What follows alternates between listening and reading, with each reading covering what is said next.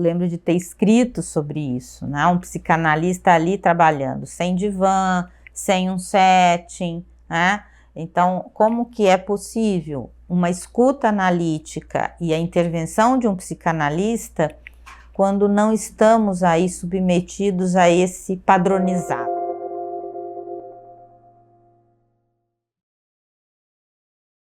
Então, meu ingresso no sistema penitenciário se deu através de um concurso público, na minha condição de psicóloga, graduada em psicologia. Dentro da lei de execução penal, o psicólogo faz parte de uma equipe multidisciplinar, que também fazem parte um assistente social, um pedagogo, um advogado, às vezes um TO, um psiquiatra, profissionais da saúde, médico, dentistas, né? Acaba que, se nós seguirmos a lei como ela dita, uma equipe bastante numerosa até faz parte do trabalho no sistema penitenciário.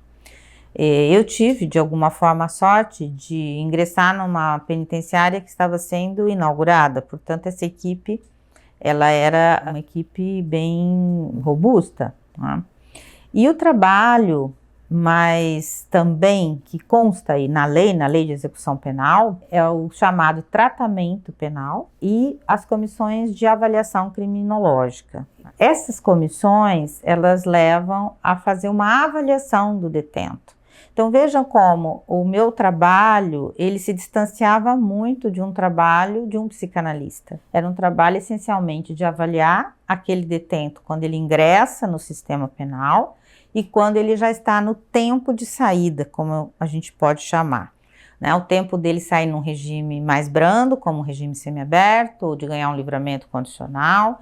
Então, essa avaliação, se ele já está em condições psíquicas, psicológicas de saída, é uma grande parte do trabalho que é solicitado ao profissional de psicologia, né, bem como aos demais que fazem parte da equipe. Por outro lado, pela via do tratamento penal, a ideia é que o psicólogo, assim como os outros, façam um trabalho voltado a algo terapêutico com esse detento. Que ele possa, então, nesse tempo de prisão, nesse tempo de detenção, né, refletir sobre a sua vida, buscar novos projetos para o futuro, de maneira, né, que então ele saia desse contexto da criminalidade. Bom, estou dizendo aqui algo que está na lei, né, e que a princípio parece algo muito simplório, né, porque nós sabemos da complexidade que um crime traz, né, contempla aí vários fatores que contribuem, digamos, para um ato, né, transgressivo como um crime. No entanto, foi por essa via que eu consegui buscar com a psicanálise uma possibilidade de atuação, ou seja, escutar o detento, me colocar a escutá-lo. Naquele tempo, então já faz alguns anos, né, isso foi na década de 90 que eu trabalhei, começo dos anos 2000, os detentos não eram tão, não existia assim um índice de periculosidade interna muito grande. Então os presos ali dentro, a maioria trabalhava, estudava e vinha para os nossos atendimentos na equipe técnica sem algemas, né? Eles vinham, sentavam frente a frente, no sentido de só entre a minha pessoa e a dele só existia uma escrivaninha, né? Ele não estava algemado, não existia nenhum tipo de empecilho maior entre os nossos corpos, né? Então, a minha integridade física sempre foi ali mantida, preservada, conservada pela confiabilidade, de alguma forma, que existia nessa relação, a confiança que existia nessa relação.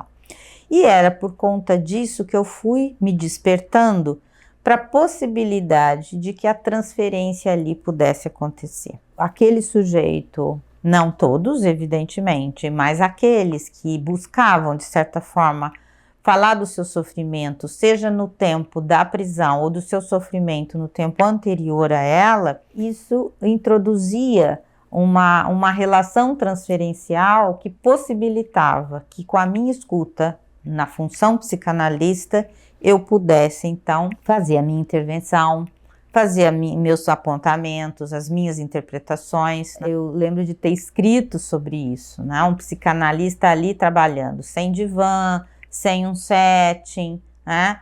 Então, como que é possível uma escuta analítica e a intervenção de um psicanalista quando não estamos aí submetidos a esse padronizado? Inclusive, a porta da sala de atendimento permanecia aberta, era a única segurança que eu tinha, né? Então, as portas não ficavam fechadas de todas as salas de atendimento e um agente de segurança permanecia no corredor. Se por um lado isso me dava uma certa segurança, isso também reduzia a questão sigilosa, né? Porque, vez ou outra, alguém do corredor poderia escutar o que esse detento estava me falando. Mas eu fui tentando encontrar aí, escavar, digamos, esse lugar, esse espaço, e digo assim que isso enriqueceu muito a minha vida profissional e também a minha própria formação em psicanálise, né? Eu me formar analista também teve esse percurso, porque é uma escuta muito diferenciada, né, daquele que nos busca no consultório, com suas mazelas, o seu sofrimento neurótico, as suas angústias, a sua depressão, as suas inibições, enfim. É muito diferente você escutar alguém que está ali preso, né, por anos a fio, com contato ínfimo com a realidade de fora. Muitas vezes não tem visitas, às vezes visitas raras, sem muitos laços com as pessoas aqui de fora, e que então, de alguma maneira, ele tinha esse outro que podia escutá-lo, diferentemente de conversar com outros detentos, por exemplo, né? Isso foi algo muito interessante na minha vida profissional. O dilema que se instalava em mim era justamente por conta das avaliações que eu precisava fazer, porque fazia parte da minha função, porque era uma exigência que eu também participasse dessas avaliações. Ficava muito esse dilema entre aquele que escuta e aquele que avalia, porque é um julgamento, não é? Você escrever para um juiz se aquele sujeito está ou não em condições de sair em liberdade, é um julgamento, é uma avaliação. Isso não confere com o lugar do analista. Então foi um dilema que eu vivi durante todos esses anos, em que parte do meu trabalho, eticamente, ele não se sustentaria na ética do psicanalista.